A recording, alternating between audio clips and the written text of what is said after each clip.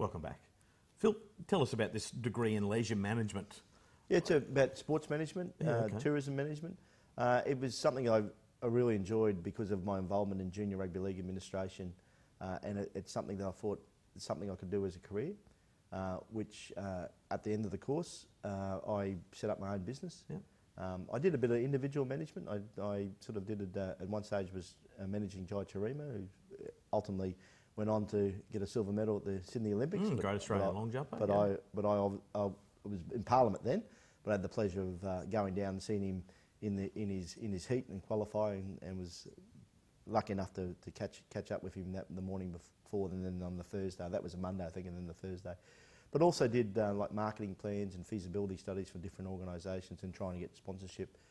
Did enough to keep me employed for about 3 years, and then I had the opportunity to run for Parliament, and then concentrated fully, put the business on hold, and from about November till June the election, I concentrated on trying to get elected.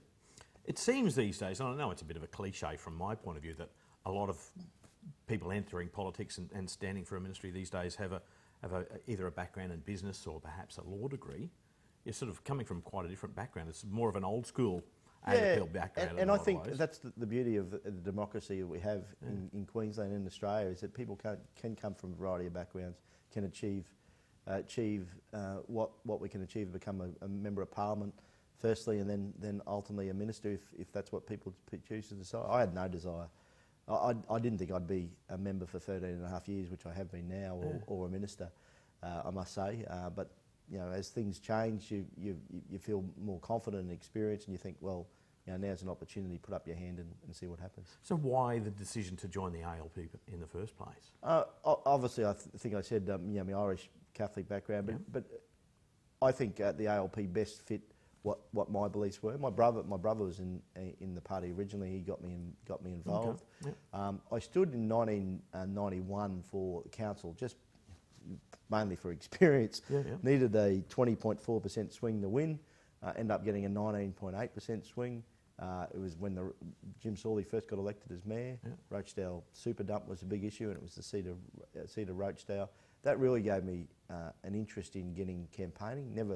I'd never done public speaking much before then at all. Yeah. And still you know, the skills I learnt from that helped me throughout life. And then ultimately there was an opportunity in 1997 to put up for pre-selection for the seat of Mansfield for Labor. A couple other people put up their hand, but they weren't locals, and I've lived in that area all my life, and I strongly believe that you need to have an affinity to the area. You don't have to have lived there all your life, but worked there or lived there to represent the people, and as luck would happen, put up my hand and won by 83 votes, which is was amazing at the time. So in fact, that won the 44th seat that gave Labor government because the independent supported. So very close. Must have been a tense time. It was 10 days of counting, and then a court challenge, and I think everyone used to get up in Parliament when I used to get up and call me a once, I'll be there, and I said, just like the MUA, I'm here to stay, and as luck would happen, that few elections later, I'm still there. Ian, did you enjoy that process? I mean, it must have been, as I said, it must have been very stressful, but it's something that you really need to embrace if you're going to have a career in politics. Oh, exactly right. Look, I think politics is you're forever learning. I mean, if you would have told me when I was doing my university degree that I was going to go into Parliament, I would have said, "Oh no, you're kidding yourself." Yeah. Little that become the Minister for Sport with the degree in sports management. Yeah. I would have said, "No, you're dreaming. What are you on?"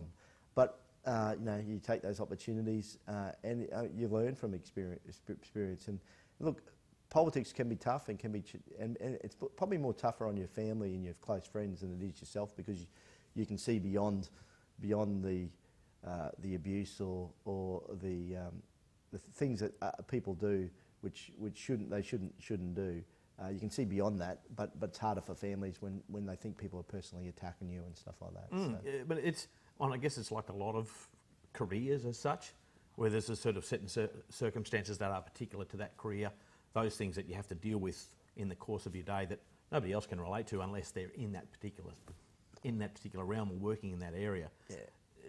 Do you enjoy that side of it? Yeah, I do. I say to young people who can't get, particularly school groups, said, "Oh, do you like a job?" And I say, "I love my job." I wake up every day and wanting to go to work. I haven't got to a situation that I don't want to go. And the best part about it is variety. You never know from one day to the next who you're going to meet, what problem they're going to give you, and how you're going to solve it. And that's the challenging part of the job, both as a minister, but also particularly as a backbencher, as a pump, just a local member.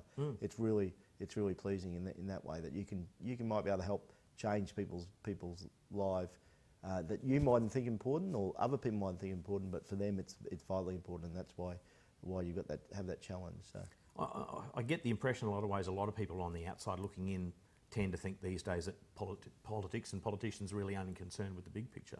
But you make that point that one of those really important things for you is the fact that you can actually make a difference for individuals. Oh, it's just the little things. I mean, presently in my own patch, there's a new school getting built, combination of America Vet Special School and Mount Petrie School become Mackenzie Primary and Special School in the next 6 months. And it's something that I've been trying to work with that local community. Now, they haven't done that because it's a vote winner or anything like that. I've done that and worked with the education to try and, because it changes people's lives.